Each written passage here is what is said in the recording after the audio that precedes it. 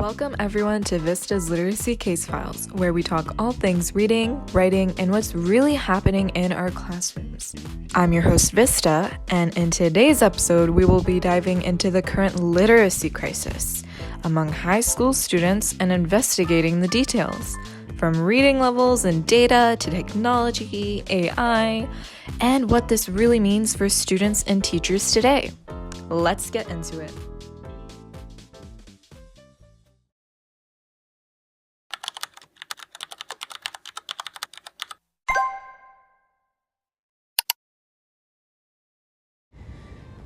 Can someone who rarely draws or paints be considered a skilled artist?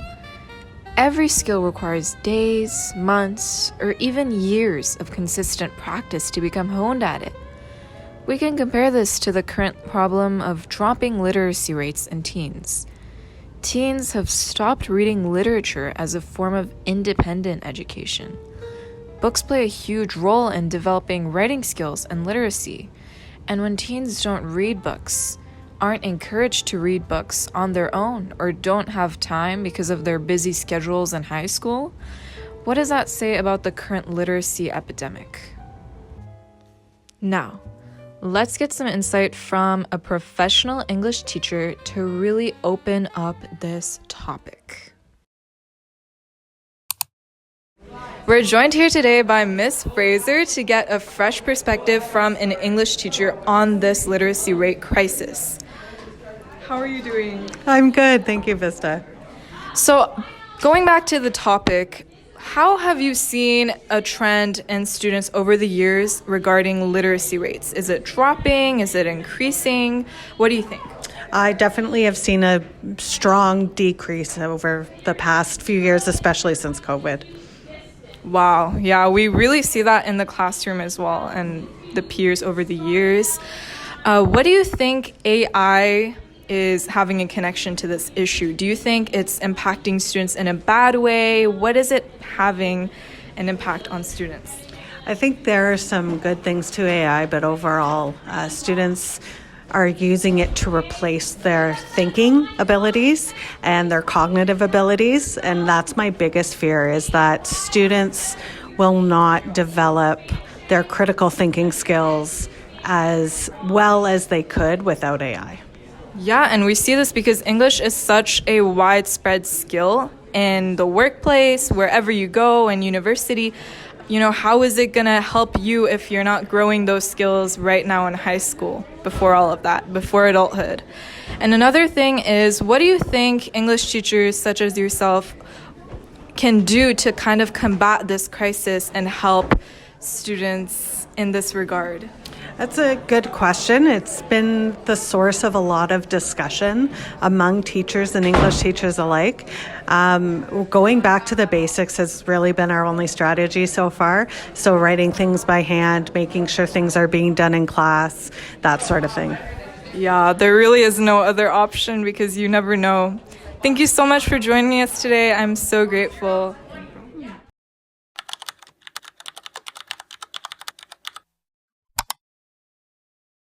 As Ms. Fraser just mentioned, AI is quickly taking over classrooms, especially in English class. Students, young teens, are slowly losing their ability to think for themselves and losing that opportunity to develop those critical thinking skills that are so crucial for their life right now and especially in the future.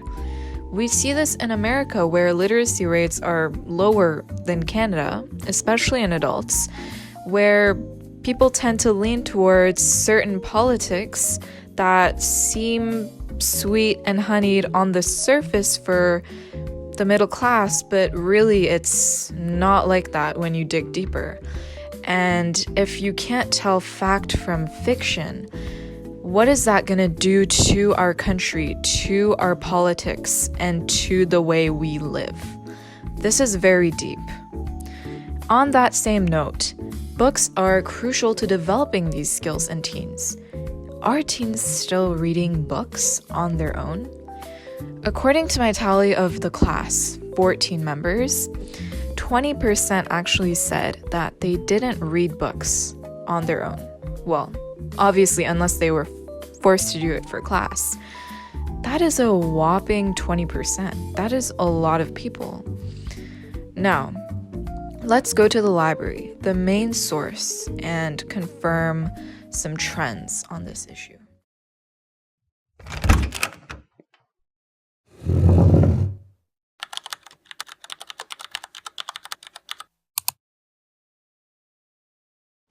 So we are joined at the library with Mr. Bignall, and we're going to be asking a few questions on the book trends over the years.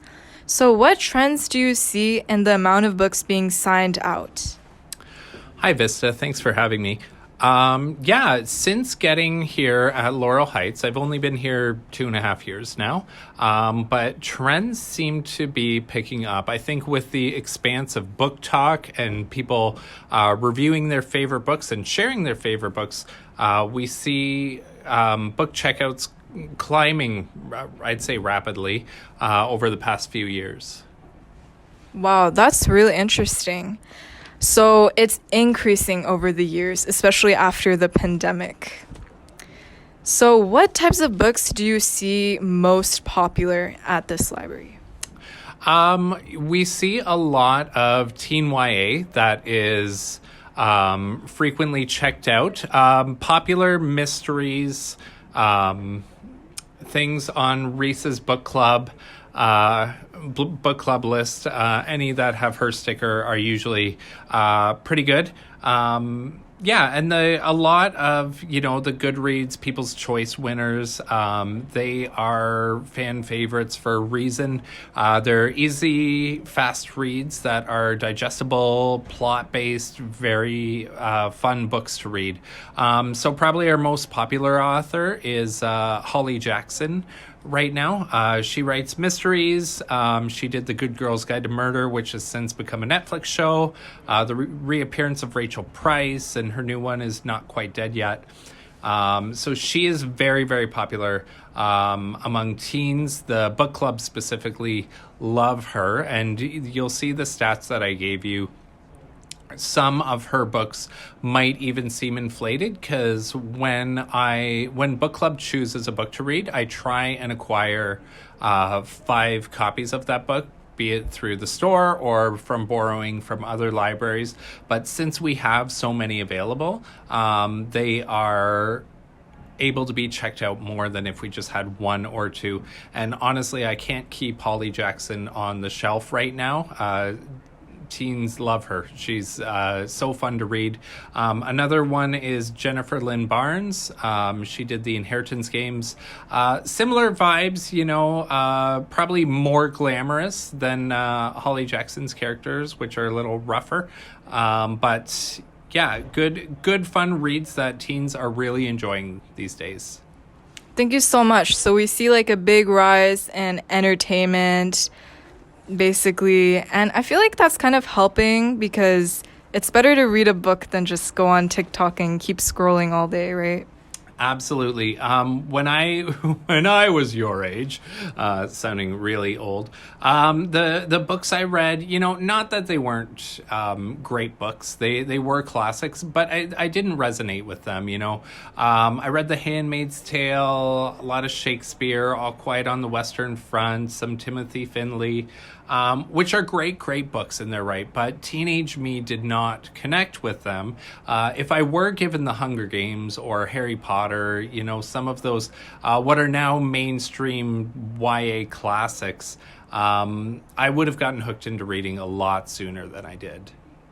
Wow, so it's like a completely modern take on the generation. Thank you so much for joining us today. Have a great rest of your day.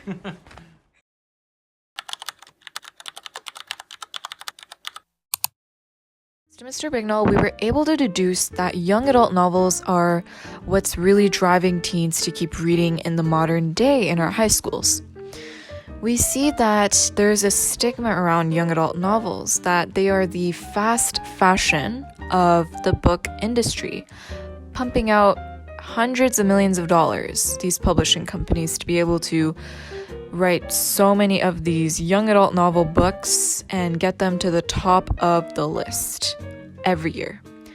making it a form of entertainment solely on our radars. But even if it's just a form of entertainment rather than creating deep critical thinking skills, it's still developing them and it's still helping teens rather than just not reading altogether, right?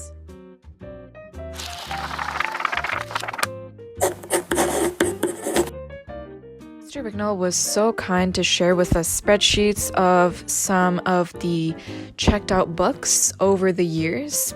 And when looking at it, it's reflecting those datas.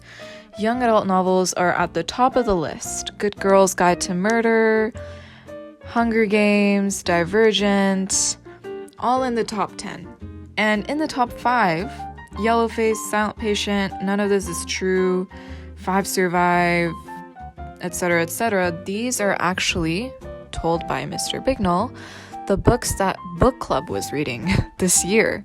And it's interesting because when those are the most checked out books, and it's from book club, a dedicated group to reading, it's kind of telling us that there isn't a lot of dedicated readers out there outside of these groups. And it's a kind of concern when every other book on here on this list is either something that is probably required to read for English class, like The Handmaid's Tale, which is number 12 on the list, 10 checkouts in 2025, or Animal Farm, 9 checkouts in 2025, or just, again, young adult novels. And we're not really seeing a variety of books here. When we look at statistics from before the pandemic, for example, 2020, right before the pandemic, we see Life of Pi, Atonement, Ragged Company, Incendiary, The English Patients, The Legal, The Martian. There's a lot of variety within these books. They are all novels, and there's a lot of books that aren't young adult and aren't required to read in English class. And it's really showing that after the pandemic, there was a real big slowdown in what teenagers decided to read, or the fact that they even wanted to read at all. And I feel like it's a big issue in how we've approached post-pandemic education in high school, especially. We see how people barely have time to read, and they don't even have the incentive to do so. And we look at the year 2023, where from number 1 to number 20, all the way through of the most checked out books, with the exception of Divergent and It Ends With Us, which are young adult novels, they're all comic books from Japan, and not even exceptional ones within the medium, just normal, regular ones like Chainsaw Man, Bleach, Demon Slayer, which are all really about fighting and entertainment for boys, which isn't really giving you any of those critical thinking skills that you need to be able to develop anything new. These are all repeats of what we see in all these comics.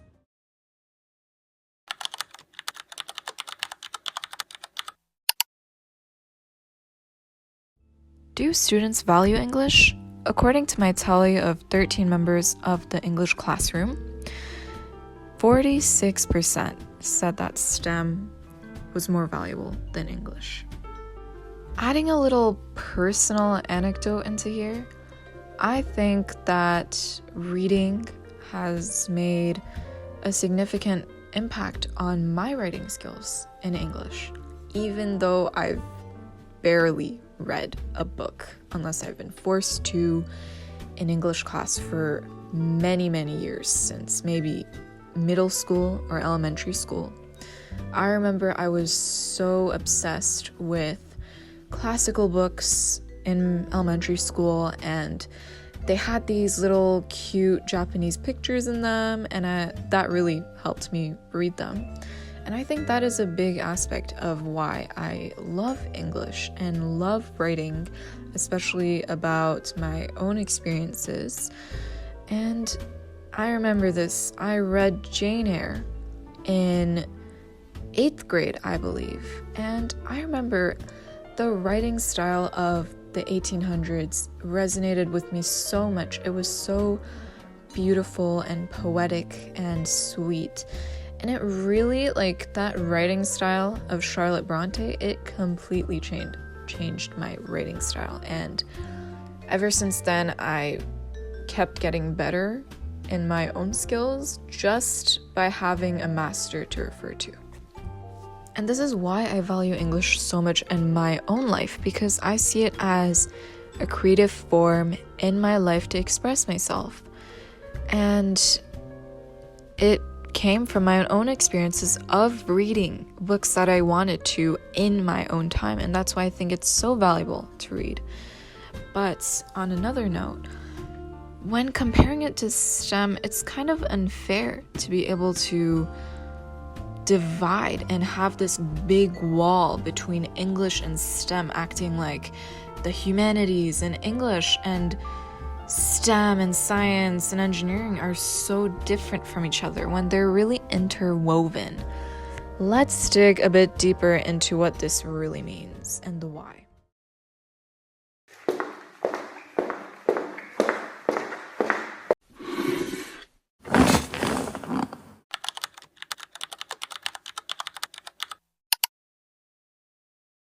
We're joined by Rucha. How are you doing today? I'm doing great, thank you. Thank you so much for joining me. On the topic of English, how do you value it in your life? What impact does it have on you? English is the way that I communicate with my friends, my brother. It's the way I express my feelings, my tone. So without it, I'd be nowhere today. I totally get that. It's such a universal language too. We have so much privilege and access to so many things in foreign countries and foreign languages just because we have access to English, and it's so great. How does your valuing English compare to STEM and why? Where do you place the two? If I were to compare both of them, in my opinion, I'm more connected with STEM, but I also acknowledge the fact that English is the main foundation of all subjects. Science, math, like the questions are all in English. So I think English is the most important subject in high school, and then the other ones. I totally get that. Like, a lot of people place STEM higher and feel like English isn't that more important, just outside of the requirements to take it in high school. But for example, we see engineering students in UW. They need to write so many reports. Or for your master's, you need to write a whole defense. You know, how are you going to do that if you don't have sufficient critical thinking skills in English to be able to translate that? It's really a big question.